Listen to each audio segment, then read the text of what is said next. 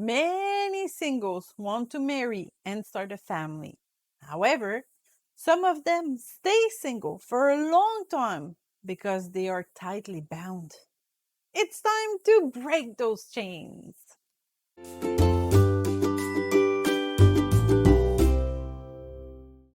Singles can be chained in all sort of ways. The great thing about being a child of God is that we can free ourselves from these chains. Isaiah 52:2 is a good example. Shake yourself from the dust. Arise, sit up, Jerusalem. Release yourself from the bonds of your neck, captive daughter of Zion. In this verse, it doesn't say God will release the bonds, but that it is up to Jerusalem to free herself. A motivational message that applies very well to certain singles chained by these three precise links. One, lack of time or do not want to take the time. By looking at the schedule of some people, we easily find their problem. I have a very demanding job, so when I go home, I'm exhausted and I do not go out. On Saturday, I do my housework and spend the rest of the day catching up with the programs I missed or reading a good book. Oh, and on Sunday, I go to church and I prepare my meals of the week, or I go eat with my parents, so I don't have time. As with any goal we want to achieve, we need to invest time. This is certainly not a surprise to anyone. If you're serious in your desire to meet someone, you must get out of your routine and do activities that will allow you to meet people. The evening you dedicate to developing friendship will then turn into your romantic evening with your partner and then into your couple's evening with your spouse. Being a couple requires a sacrifice of your time, and this sacrifice begins long before you meet the special person. The same goes for all our objectives. If you want to get into shape, you will have to sacrifice a few hours a week to go to the gym. If you want to fulfill God's plan in your life, well, you will have to sacrifice a few hours a week to seek His face and accomplish the task He entrusts you. He said to another, "Follow me." But he said, "Lord, allow me first to go and bury my father."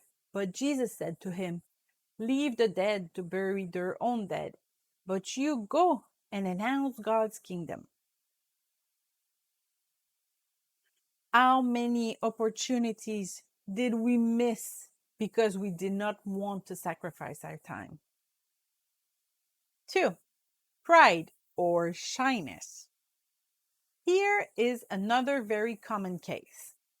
A single person complains to their pastors. There's no social activities for the singles, a time when we could meet and discuss.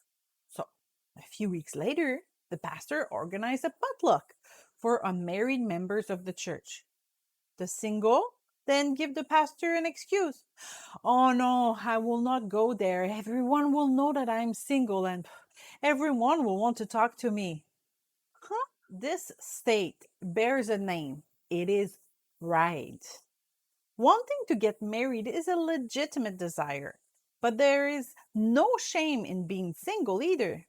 If you worry about what people are going to say, if you want to preserve a false image of a perfect person who is in control of everything in your life, it shows that you're contaminated by pride.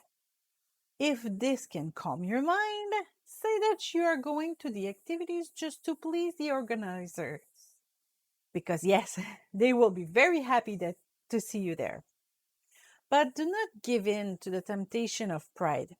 After all, it is that sin that drove Lucifer out of the presence of God. How many opportunities did we miss because we didn't want to lose face? 3. Laziness or egocentrism. The last point is generally related to the first one. It seems to become more and more important as we age. Going out to meet other singles ask us to leave our comfort zone. Participating in various activities, getting involved in our church, serving others, asks time and effort of us. There are sacrifices to be made, and unfortunately, many singles are still alone because they don't feel like making that effort. It is a chain that also prevents many Christians from entering their calling, from being where God would bless them. How many opportunities did we miss because we didn't want to sacrifice comfort? These three chains link many bachelors in their quest to find the one, but they also prevent Christians from entering their calling that God has put on their life.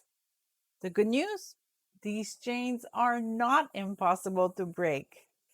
All the children of God have the power to get rid of them. I can do all things through Christ who strengthens me. So don't wait. Release yourself.